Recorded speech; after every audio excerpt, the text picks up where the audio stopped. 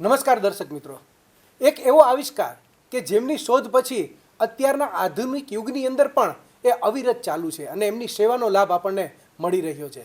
હા, આપણે વાત કરવાની છે રેડિયોની. 13મી ફેબ્રુઆરી વર્લ્ડ રેડિયો દિવસ તરીકે ઉજવવામાં આવે છે. જ્યારથી એમની શોધ થઈ, હેમ રેડિયો કહેવામાં આવે, એ પછી મોટા મોટા વાલ્વવાળા રેડિયોની વાત કરવામાં આવે કે પછી એના પછી ટ્રાન્ઝિસ્ટરની વાત કરવામાં આવે. આ બધા રેડિયોએ સમાજની અંદર માહિતીના પ્રચાર અને પ્રસાર માટે ખૂબ જ અગત્યનો ભાગ ભજવ્યો છે. એક સમય એવો પણ આવ્યો હતો કે રેડિયોની સાથે સાથે ટેલિવિઝનનો પણ આવિષ્કાર થયો. ત્યારે એવું પણ લાગતું હતું કે કદાચ હવે રેડિયોની ડિમાન્ડ ઘટશે, પરંતુ ના, રેડિયોએ પોતાની ડિમાન્ડ કાયમને માટે જાળવી રાખી. એમનું એકમાત્ર કારણ છે રેડિયો દરેક જગ્યાએ ઉપલબ્ધ થઈ શકે છે. વિષમ પરિસ્થિતિની અંદર પણ રેડિયોનું પ્રસારણ આપણે સાંભળી શકીએ છીએ. મિત્રો, કહેવાય છે કે રેડિયો જે છે ને એ જ્યારે એવી પરિસ્થિતિ હોય, પૂર આવ્યું હોય, હોનારત આવી હોય, વાવાઝોડું હોય, ખૂબ જ વરસાદ હોય, આવી વિષમ પરિસ્થિતિની અંદર પણ આપણે રેડિયો ટ્રાન્ઝિસ્ટરને આપણે વ્યવસ્થિત રીતે સેલ નાખી અને આપણે આપણા ઘરે બેઠા બેઠા માહિતી મેળવી શકીએ છીએ. આવી સુંદર મજાની કામગીરી રેડિયો કરે છે.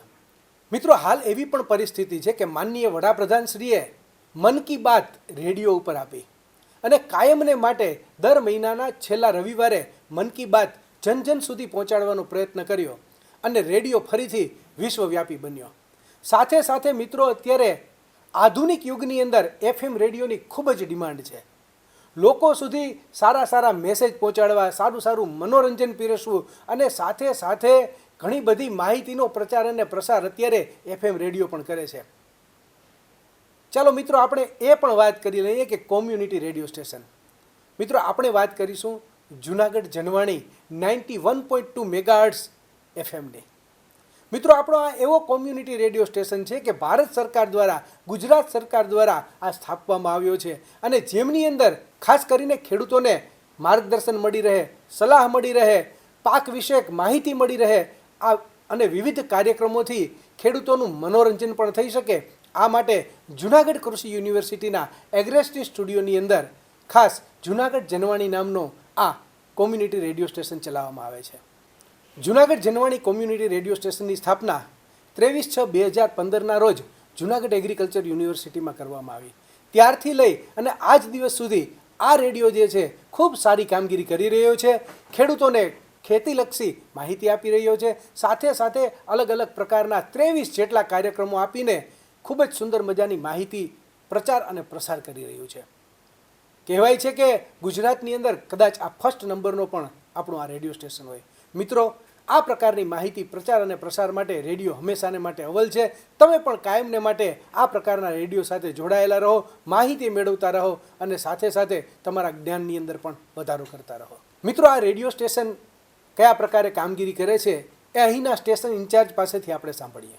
નમસ્કાર દર્શક મિત્રો, કમ્યુનિટી રેડિયો સ્ટેશન જુનાગઢ જનવાની 91.2 અને એગ્રેસ્નેટ સ્ટુડિયો જુનાગઢ કૃષિ યુનિવર્સિટી જુનાગઢ વતી આજે વિશ્વ રેડિયો દિવસ નિમિત્તે જે આજે ઉજવણી કરીએ છીએ એમાં રેડિયો દિવસની વાત કરીએ.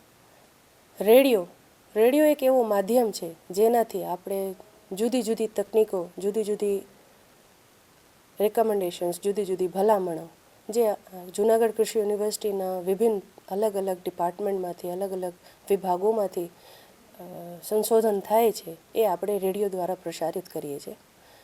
ક્યાંક ને ક્યાંક અત્યારે રેડિયોનો ક્રેઝ કહેવાય થોડુંક ઓછું થઈ ગયું છે, પણ આજે રેડિયો દિવસની ઉજવણી નિમિત્તે હું અહીંયા એમ કહેવા માગું છું કે રેડિયોનું પ્રસારણ, રેડિયોનો માધ્યમથી જે સૂચનાઓ, જે ઇન્ફોર્મેશન બ્રોડકાસ્ટ થાય છે એ ખેડૂતો દ્વારા 91.2 FM દ્વારા ખેડૂતો સુધી ખૂબ જ સરસ રીતે પહોંચે છે.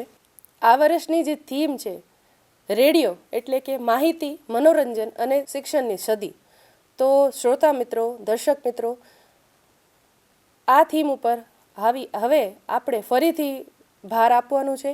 રેડિયોને ફરીથી સાંભળવાનું, સંભળાવવાનું બીજા લોકોને, ખાસ કરીને જે ખેડૂત ભાઈઓ છે જેના માટે આ આખી સ્ટુડિયો આખું જુનાગઢ જનવાની કામ કરે છે. એટલે રેડિયો દ્વારા બધાને શ્રોતા મિત્રોને ખાસ કરીને અપીલ છે કે રેડિયો ફરીથી સાંભળો.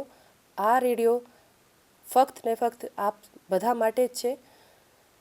આ રેડિયો જુનાગઢ જનવાની 23/6/2015 એની સ્થાપના થઈ અને એના પછી લગભગ 2,500 જેટલા અમે પ્રોગ્રામ બ્રોડકાસ્ટ કર્યા છે. એવી જ રીતે અંદાજે 7,500 પ્રોગ્રામ રેડિયો દ્વારા પ્રસારણ થયા છે. અને એના સિવાય પહેલાં આ રેડિયોની જે તરંગો હતી, આ રેડિયોની જે રેન્જ હતી એ ખાલી 12 કિલોમીટર, આપણી સ્ટુડિયોની 12 કિલોમીટરની આજુબાજુ જ હતી.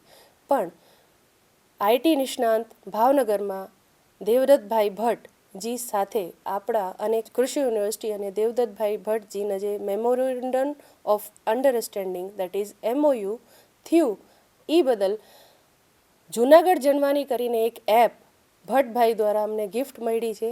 જે એપ દ્વારા શ્રોતા મિત્રો આખા વિશ્વમાં ક્યાંય પણ આ પ્રસારણ સાંભળી શકે છે. જુનાગઢ જનવાણીની એપ્લિકેશન જે એક બહુ જ વિશાલ આપણા માટે ઉપલબ્ધિ છે.